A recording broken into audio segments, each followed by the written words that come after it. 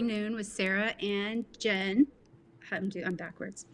We're going to talk about dreams today. We sent the newsletter out. Jen wrote an amazing newsletter on dreams. This is something we work with clients and with our members on bodybuilding. Everybody dreams. Most people dream. But I dig into dreams through studying Carl Jung, and what is really fascinating to me and what I tell clients is if you can learn how to interpret your dreams, you have free therapy for the rest of your life. You'll never have to pay for a therapist. Because dreams work in 4 ways. They help improve your problem solving skills. They help support your personal development. They work on emotional healing, as well as in strengthening and sharpening your cognitive skills such as memory and learning. There's a dream protein hypothesis that some studies have basically started in the 70s, and studies have built on from it, which is why a lot of psychologists, psychiatrists, therapists use dream work in their practice, because the dream protein hypothesis basically states that during REM sleep, which is when we dream, it's a psychophysiological process of growth that it involves the synthesis or the modification of protein structures in the brain, which supports the natural development in the personality. So our personality requires a lot of expression.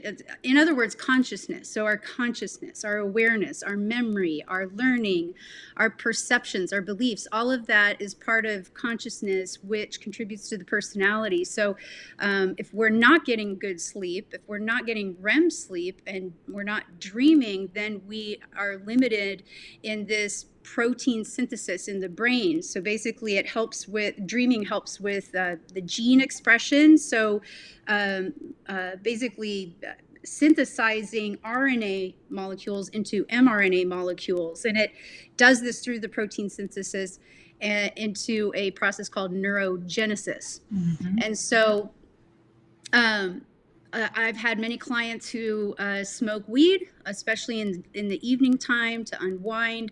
And what happens in these cases is often they don't achieve or reach REM sleep. So they don't have dreams. And every time I tell them, cut back on smoking pot in the evenings, or stop smoking it, around 5, 6 p.m. if you can. And then they start dreaming again. And so memory and cognitive function is a really important part of dreaming. But the other part of it is that what dreams are, as Arnold Mindell, Dr. Arnold Mindell, he says that dreams present in languages, right? They are concepts, ideas, and stories that are produced within our sensory matrix of visual, auditory, intuitive, and kinesthetic experiences. So these are the 4 languages, auditory, visual, intuitive, and then kinesthetic, feeling, sensory. And it uses these 4 languages or 4 senses from the unconscious, what we are not aware of. And that's when we dream, when we are unconscious. So it allows our minds, our conscious mind goes to sleep. So dreams are able, it's like that other part of you, the unconscious self, is able to fully express. And when it expresses, according to Carl Jung, that is the dream's way. It is your unconscious's way to present information to you, to help you solve, current waking problems, regulate your emotional, anything going on emotional.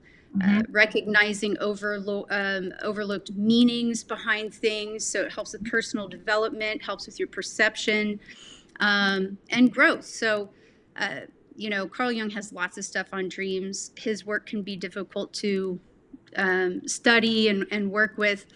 But like he says, it's a whole matrix of your consciousness. It's like, the ego wants to look for the self, right? The authentic, the truth of yourself, so that we're always developing, we're always growing. What the ego is challenged in knowing is that it resides within the self. And the unconscious self is all the stuff that's going on that we're not aware of. Um, that's on purpose. If we were aware of everything, we'd go insane. We'd probably implode. But the important matters or material of the unconscious that shows up through images in our dreams carry symbolic meaning that is individual to each person. So like I say, when someone is like, oh, I asked ChatGPT to analyze my dream, or I got this book, it's the, dream dictionary that tells you what stuff means in dreams. Those things can be helpful tools to guide you towards meanings and things like that. But it doesn't know you, your own unique blueprint, your own thumbprint of your unconscious self, which is made up of all the material, of all the experiences and lessons learned, lessons unlearned. Everything that is very unique to you is going to apply a certain meaning to a symbol. So, like, for example, I put this one on social media yesterday. So, when Carl Jung says that basically this is what is the matter of your unconsciousness. So when somebody's like, man, that was a really weird dream, Carl Jung is saying this is the collection of all of the situations going on within you. And so you look at this picture and you're like, well, that's a really weird situation, but it's unconscious. So it's using symbols. It's using images that will stimulate or draw your attention. Everything, even though this is a funny picture, it's meant to be, or just is, has the goal of providing or presenting in an enigma that pulls your curiosity into what does that mean, right? So symbols could be, it's the cat, the lightning, the cat's eyes, the planes in the sky, the color of the sky, the water, the people. All of those things are symbols. And like I said yesterday, if this is the situation and dreams are literal, a dream like that would be like, maybe you need a lot of therapy, Sarah. Maybe you need a straitjacket. But these are just symbols. So here's a dream that I paint my dreams. Like a lot of times when I have a profound experience and I interpret my dreams, I also love to paint. So 2 birds, 1 stone, I'll paint them. This one was from 3 years ago. I see, right off the bat, 5, 6 symbols. Color of the sky, the backdrop, the woman doesn't have legs. She is caressing the statue of a man. And so all of these are symbols, but the way I interpret it would be very different from the way you would interpret it. So to give everybody an example, looking at the woman, what would you interpret the meaning of that?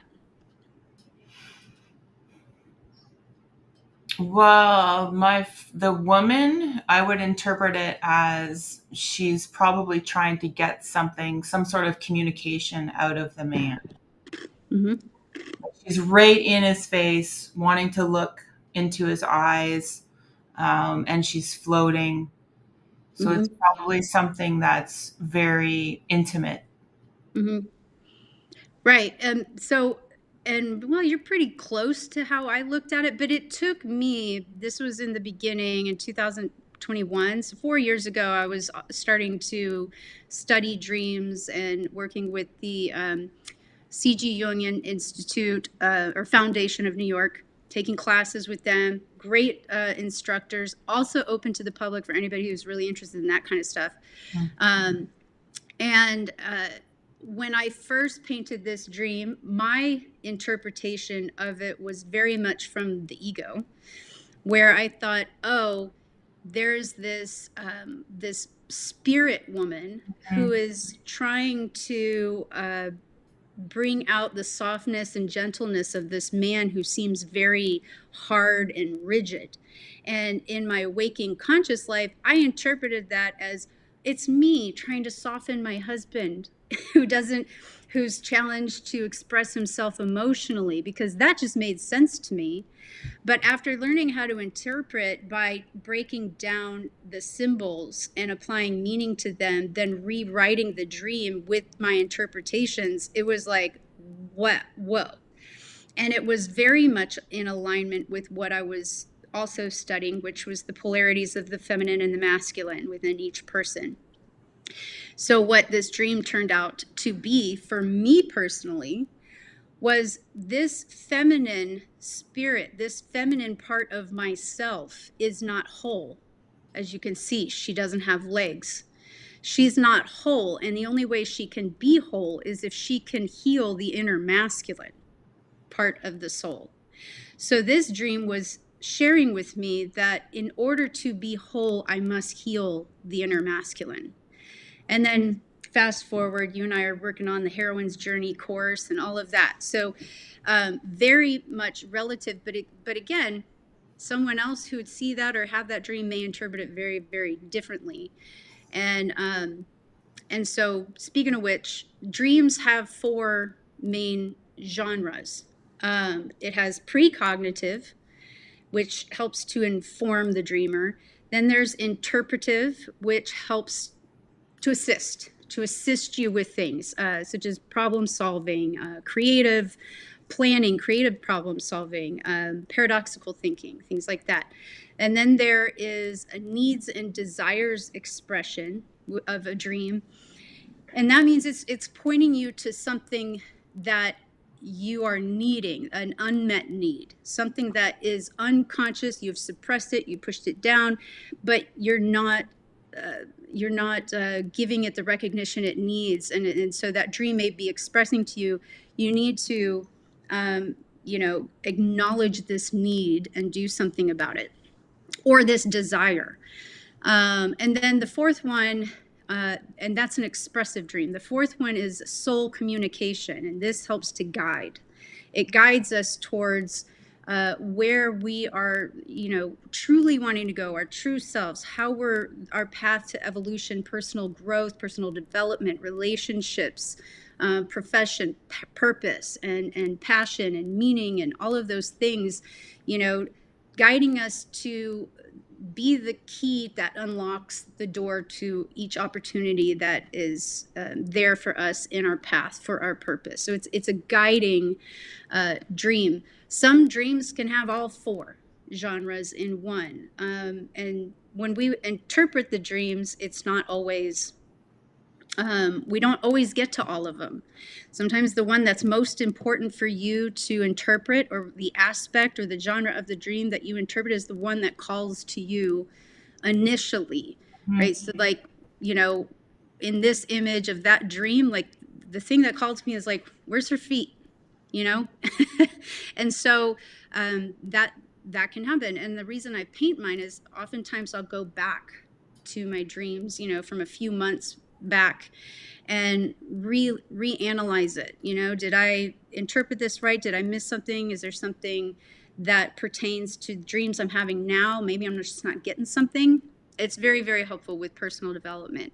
And so precognitive, these are dreams that, again, they'll inform you of something, either something that is happening now or could happen. And these dreams tend to foreshadow something that's coming for the dreamer. And they stand out in a way that if you're someone who dreams and you remember your dreams for the most part, and maybe you have 3 dreams a week, maybe even 2 dreams a week, over time you start to notice your personal motif of dreams.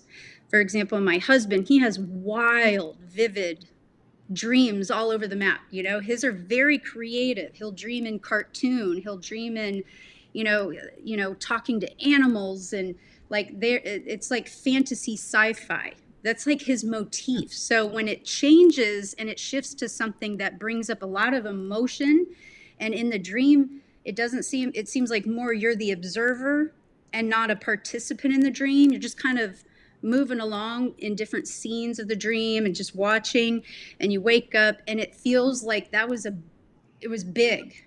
It was a big kind of deal of a dream, but you don't know what it means, because even in the dream you weren't really participating in it. You weren't really, you saw the problem escalating, you saw the de-escalation, and maybe it stopped right before the problem is solved, and you wake up and you're like, emotionally you got to get your bearings and be like, what was that? And it just feels bigger. There's like just a sense of like that felt big. And it may feel like it doesn't have anything to do with you. And so one dream that I had, it fit into the precognitive genre. It was like that. It didn't fit into my motifs, my dream motifs, which are very like, I'm usually on a college campus somewhere, or I'm in a library, or I'm walking my pet wolf, or trying to save an animal, or I'm on an investigative hunt to find the killer of somebody. Like those are my dreams. Are like kind of Mr. Gadget. I'm like a little investigator. That's my motif of my dreams in general. This dream that I had really stood out because it was like I was just watching things happen. There was a big sign on the side of the road, and it had like lights around it flashing, like, go this way, go this way. And I'm looking, and and it's just a big cliff that falls off. And so cars are like, oh, and they're exiting and then flying off the cliff. And I'm like, oh my gosh. So then I'm standing in the road like, stop, stop. But they don't see me. It's like I'm a ghost in this dream, and they just keep flying off the cliff. And then towards the end of the dream, right before I woke up, I said, well, I can't help anybody. I'm not able to help. I can't sit here and watch people kill themselves. So I just kept driving towards this mountain, where I was just trying to get to the top of this mountain. That dream was precognitive in the sense that, again, I felt like a ghost in the dream. No one could see me. No one knew I was there. I was witnessing, observing, but I saw a problem. I couldn't solve it. And that dream I had in 2020 or late 2019, right around there, like early 2020. And what it turned out to be for me is that I was going to experience seeing a lot of people when the pandemic hit. Mm-hmm. And again, that's why I look back at my dreams. Every few months I'll go back a few months, because once the pandemic hit, it started to make sense. There was lots of self-destructive things happening where people were being guided to do this thing, go this way. And I saw the harms it was causing. I saw the harms that was happening to children, and the isolation, and all the fighting that people were having at Costco because someone wasn't wearing a mask correctly. And so that inner struggle I felt to seeing all this happening with like, well, this is why are we doing this to ourselves? And this inability to help. When I look back at my dreams, I was like, oh my gosh, wow. Like that's what it was pointing towards. Like, this is going to happen. Everything you're doing right now is getting you ready for this big event, which ended up being the pandemic. And the fact is too, though, so every 2 hours of awake time, you need an hour of sleep to process information. Yeah. So yes, I'm glad you brought that up. Yeah. That would make sense then, that you were being kind of inundated at that time by kind of all this conflicting information, and you needed to process it. And it's just interesting how your dream was interpreting that information, that input of data. Yeah. Yeah. And then again, interpretive dream, it's helping you understand certain current waking situations. And so the precognitive dream can come with the genre of interpretive, and needs, desires. Needs, desires, dreams. I would almost say the genre of interpretive dream, it can apply to almost every dream we have, because if you work on your dream and interpreting it, you're going to walk away with some meaning. But the needs, desires tends to be very emotional. It brings out some emotions in you. This is one where nightmares happen. People talk about nightmares, these scary, scary nightmares. Nightmares come when the ego cannot or does not want or is not able to process something because it's too scary, concerning, threatening. And so if you continue to ignore certain needs, ignore or suppress your wants, your desires, your passions, and things like that, it will show up as a nightmare. And the reason it shows up as a nightmare, not because something's wrong with you. I mean, you could be a little deficient in B6. They've studied that in children. That could be it. But also, your unconscious is not giving you a nightmare to say you need to take a B vitamin either. It'll show up to get your attention, and what better way to get your attention and give you a nightmare, something that's scary. That's a dream you're going to remember. If you're waking up, oh wow, that was a weird dream. You go about your day and you forget, and you do that enough times, and then you get a nightmare. You're going to remember that nightmare. Do you ever get nightmares? All the time. That's What are you ignoring? it's getting better since I've been, since you've taught me about dreams and understanding them. It's gotten better, but definitely there was some suppressed needs that were going on inside of me. Yeah. Would you Mhm. be comfortable sharing a little bit in short, maybe? Well, I think like we were saying, like my theme would generally be like the anxiety of chasing something or, missing the flight or being kind of chased by something that I'm not sure exactly what it is that's chasing Mm. me, but I need to get out of the way. But usually it's very kind of the theme of it is usually kind of a dark area that's just like things are coming at me. Yeah. And you can't see them and you don't know what they are. Yeah. Yeah. Yeah, that's powerful too. Mhm. Um, and even if you like in hindsight you remember the dream, oh, that wasn't even that scary, but in the dream it was terrifying. So it's like it's almost like the dream is asking you to turn the light on and Mhm. then you can see what's there. Almost. Yeah, But exactly. again, it's like that would be my interpretation. But when I do an interpretation of a dream, I never tell my client or my students or the group, I never tell them what it is. I'll ask them questions and I'll sort of guide it so that comes from an authentic, real place within themselves. So people have dreams of their teeth falling out a lot. That's a really common one because you see people write about it all the time, or being on the stage naked. Mhm.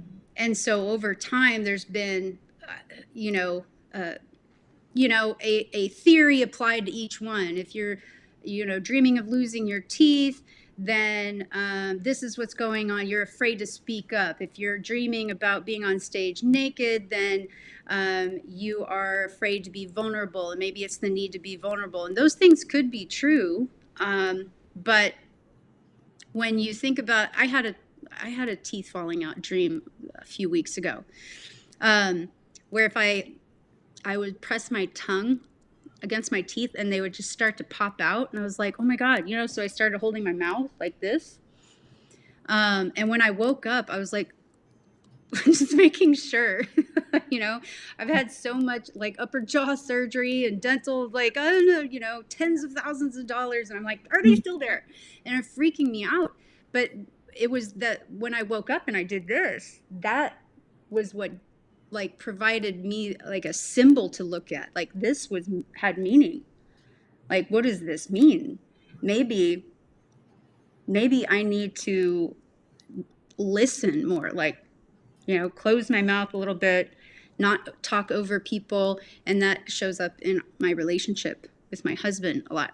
I'm a talker, I'm a thinker, I'm processing everything all at once, and I'm a doer and a multitasker. And so I'm always, I know when he's talking how he's going to finish the sentence. And the same thing with my daughter when she's telling a story. She's 9 years old. Any parents out there ever Mhm. sat and listened to a 9-year-old, 6-year-old tell a story and you're like, yeah, yeah, and so I tend to, like, the way my mind works, like, I know what you're about to say, and then I'll answer a question before you finish.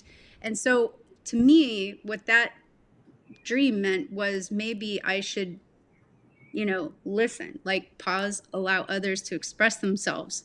Yeah, and I think too with you, Sarah, because you're a therapist and because you've worked with so many people and because you're so passionate about dreams and understanding the interpretation and how that could reflect in your patient if they were able to share their dream, I think that does not surprise me that you're saying that.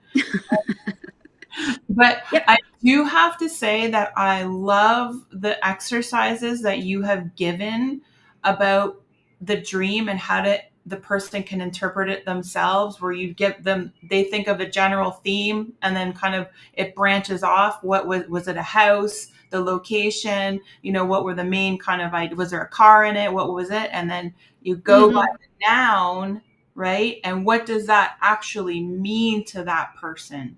Like, is Yes. that what is the attachment to that person? It's the finding the metaphor. So Hmm.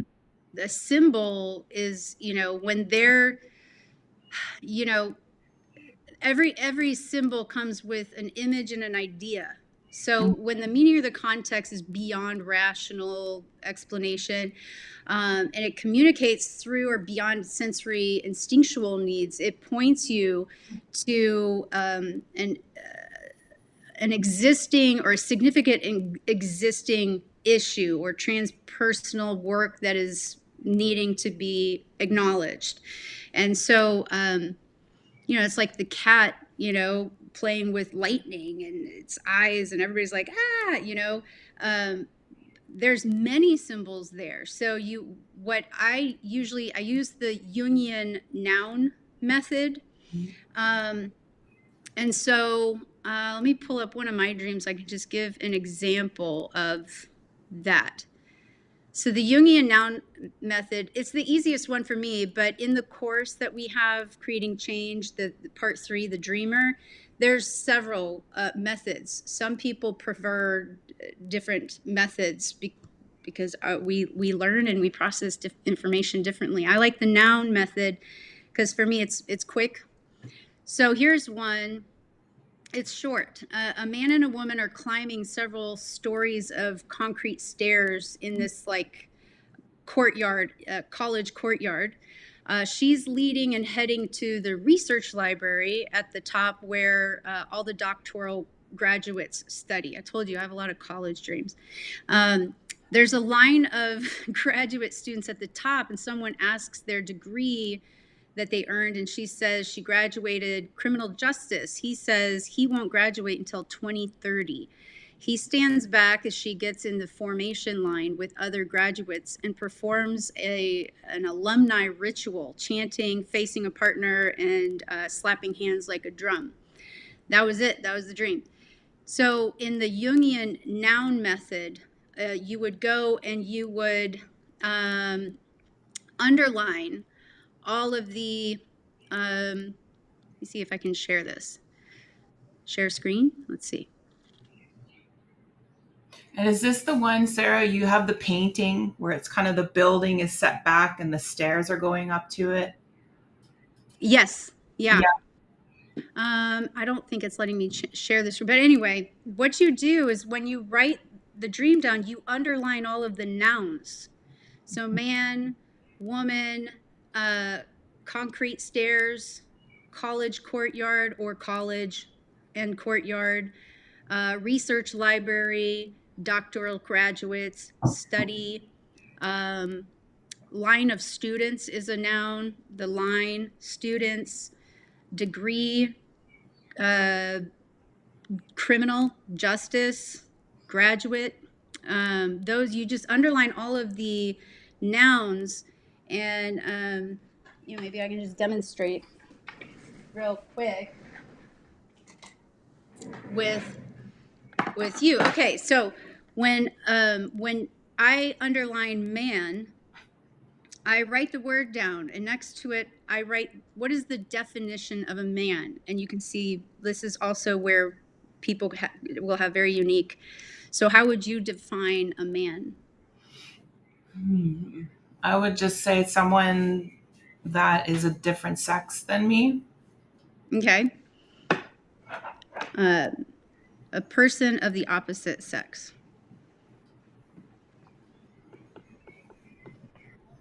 All right. And then you created the definition. Now we go into the metaphor. This is when you're bringing in your unconscious. What is the first thing that comes to mind when I say person of the opposite sex? Hair. Metaphorically. No. I got love came up for me, like connection and caring, like yeah, like a real connection. I've been feeling that a lot about men lately though. Well, for a few years actually. Men are going through a big transformation. And then how would you just define woman? I would say woman would be the creativity, like the creative kind of glue that holds things together.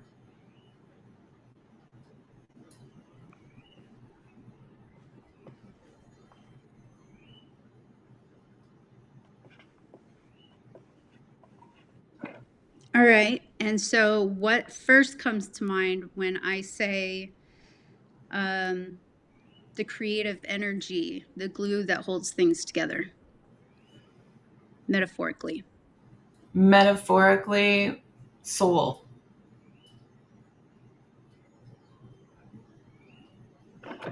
And so, right there, just those two words, man and woman, you would cross out the word man and you would write connection. Mm-hmm. Then you would cross out the word woman and you would write soul.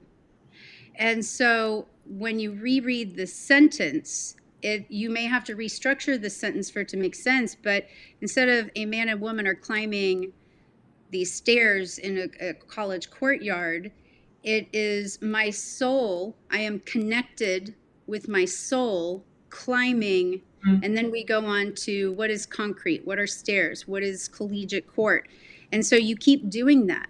And when you write the definition of the noun, you could look up Webster's dictionary and use that, but when you look at it, the metaphor that comes up is the meaning for you. Mm-hmm. So when you said person of opposite sex, your metaphorical meaning that came up for you was connection. For me, it was polarity.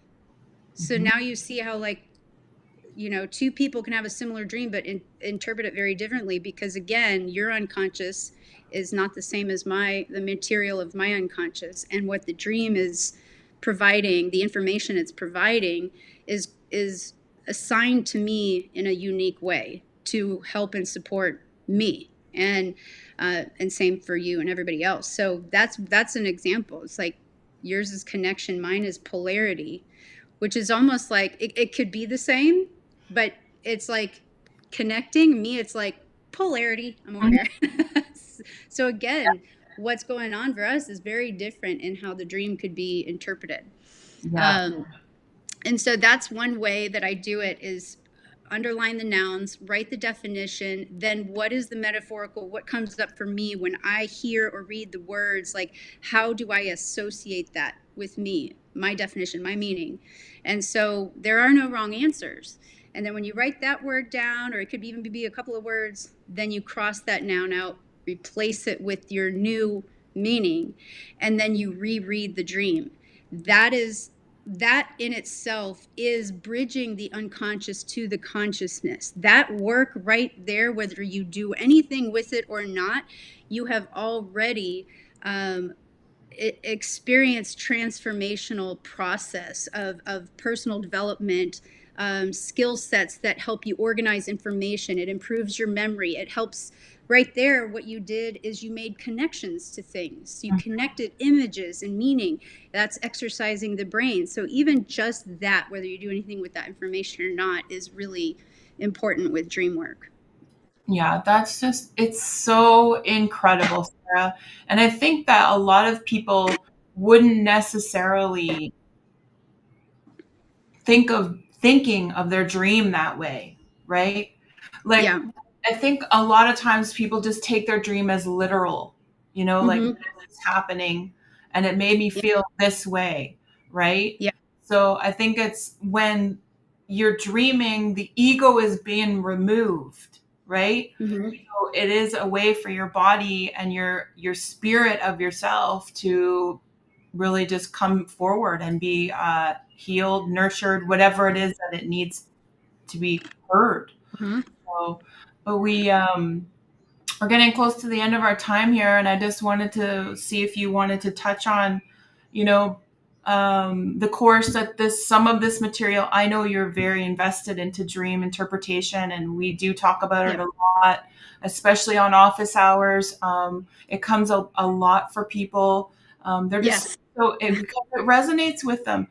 We've all had that dream where a week later you think about it again, Yeah. right? So it's Yeah. consciously coming into your life.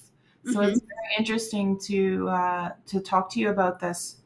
Yeah, and it's again, office hours we have every Monday, and that's members come in, and it's basically you meet with myself or Alex or you, other professionals, other practitioners and providers, and you ask your questions, your health questions, your fitness, relationship. And I would say at least we have these every Monday. I would say once at least or twice a month, someone's on there. Like, I had this dream, help me out. I'm having a hard time interpreting it. Here's the work I've done so far. And then we work through it. It helps everybody. Everybody's like, whoa, it's really fascinating work. It's very, it draws out curiosity Mhm. and wonder, which I think a lot of us are missing when we're scrolling on X and Facebook or whatever. We kind of lose this sense of awe and wonder. And so what I love about bodybuilding and I love about office hours and the courses is that it kind of brings us back into that sense of awe and wonder where we are inquisitive of ourselves. We are, digging deep into real core issues, getting, you know, adding lots of layers of context onto things. Like, someone wants to do a cleanse, you want to do everybody should do a parasite cleanse, but also adding the context. What are your health issues? Or what is your patient, what medications are your patient taking? What, you know all kinds of things that we add context into. Like, is it okay or is it good for this person to do parasite cleanse? It's same thing with dreams, and working with those who are kind of working through, like, what are your current worries? What fears have authority over you? What values, virtues are most present for you or being challenged? Those are all contexts that go into what your dream could be sharing. And so we talk about a lot of these things, all of these things in office hours each Monday. And it's it's a great way to defragmentize, which is another purpose of dreaming. It helps defragmentize your mind and all of the stuff that's in it, the news, the current events, your job, your home life, that all the things that are just, right. It just, we get back into center, like, this is the challenge. What do I do here? This is how I want to grow. This is my dream. This is where I want to be. How can we work on that? And so, again, with dreams, creating change is the course, and it's dreams is just one part of it, but it's an amazing course. We put that together over a year. Mhm. Yeah, and we'll make sure we can link that.